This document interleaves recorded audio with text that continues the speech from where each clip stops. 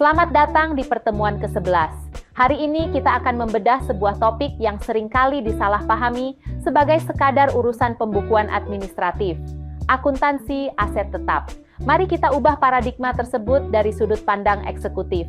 Di dunia bisnis nyata, aset tetap seperti gedung operasional, mesin pabrik, hingga perangkat lunak bernilai miliaran rupiah bukanlah sekadar angka mati di neraca keuangan.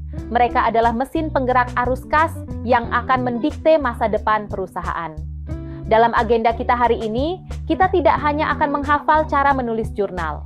Kita akan menguliti anatomi biaya perolehan untuk memahami seberapa besar modal yang benar-benar dikorbankan agar sebuah mesin bisa menyala pertama kali.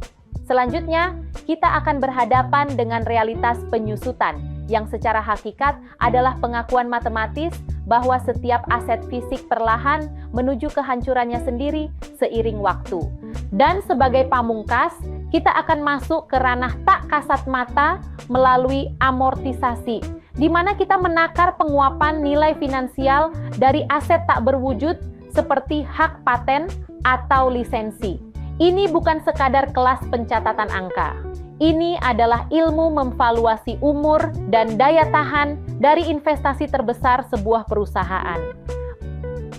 Mari kita daratkan seluruh teori akuntansi ini ke dalam sebuah realitas operasional berskala masif.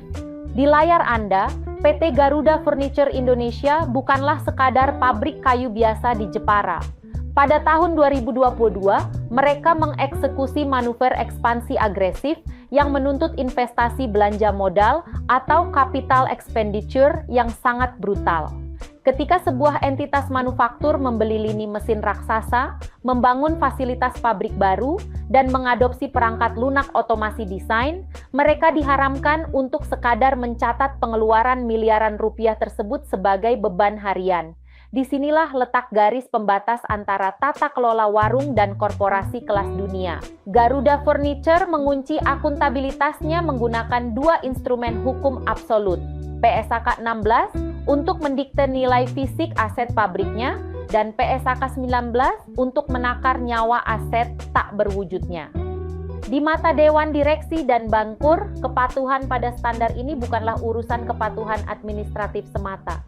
Ini adalah bahasa universal untuk meyakinkan para investor bahwa modal masif yang dibakar untuk ekspansi benar-benar bermutasi menjadi mesin pencetak laba masa depan dan bukan sekadar biaya operasional yang menguap sia-sia di laporan laba rugi. Mari kita bedah anatomi pengeluaran modal PT Garuda Furniture di awal tahun 2022 ini dengan kacamata seorang direktur keuangan. Perhatikan baris pertama pada pembelian mesin pemotong kayu. Harga di kwitansi pembelian mungkin hanya tertera 500 juta rupiah. Tetapi standar akuntansi menuntut realitas operasional yang jauh lebih kejam. Ongkos kirim dan biaya instalasi sebesar 50 juta rupiah bukanlah beban receh yang boleh dibuang ke laporan laba rugi tahun itu. Biaya tersebut wajib dikapitalisasi, mengunci total biaya perolehan mesin di angka 550 juta rupiah.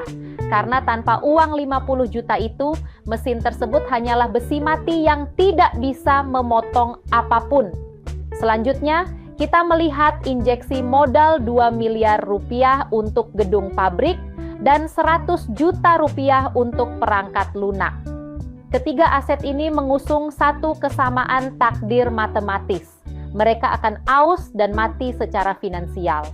Mesin akan usang dalam 10 tahun, gedung dalam 20 tahun, dan lisensi perangkat lunak akan kedaluarsa dalam 5 tahun. Angka residu yang Anda lihat di layar pada dasarnya hanyalah estimasi nilai rongsokan atau nilai sisa saat aset tersebut menemui ajalnya. Di slide ini, kita tidak sedang melihat daftar belanja perusahaan. Kita sedang memetakan bom waktu berupa beban penyusutan dan amortisasi yang akan menggerogoti laba bersih PT Garuda selama 2 dekade ke depan. Mari kita terjemahkan keputusan ekspansi bisnis tadi ke dalam bahasa absolut tata kelola keuangan. Entry jurnal. Bagi seorang staf klerikal, 3 pencatatan di layar ini hanyalah rutinitas mendebit aset dan mengkredit kas. Namun, di mata seorang analis keuangan atau auditor, jurnal ini adalah manifestasi dari capital expenditure atau belanja modal ekstrim. Perhatikan bagaimana PT Garuda Furniture membekukan likuiditasnya. Uang kas sebesar lebih dari 2,5 miliar rupiah secara harfiah tersedot keluar dari rekening perusahaan. Tetapi esensi kejeniusannya ada di sisi debit. Kekayaan 2,5 miliar itu tidak hangus terbakar menjadi beban operasional yang akan menghancurkan laporan laba rugi tahun tersebut.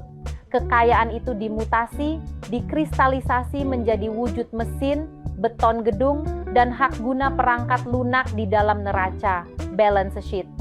Mencatat jurnal ini sama dengan memproklamasikan sebuah janji finansial kepada para pemegang saham. Kami mengosongkan kas Anda hari ini, tetapi kami menukarnya dengan amunisi infrastruktur yang akan memonopoli kapasitas produksi selama 2 dekade ke depan. Inilah kekuatan sesungguhnya dari prinsip kapitalisasi akuntansi.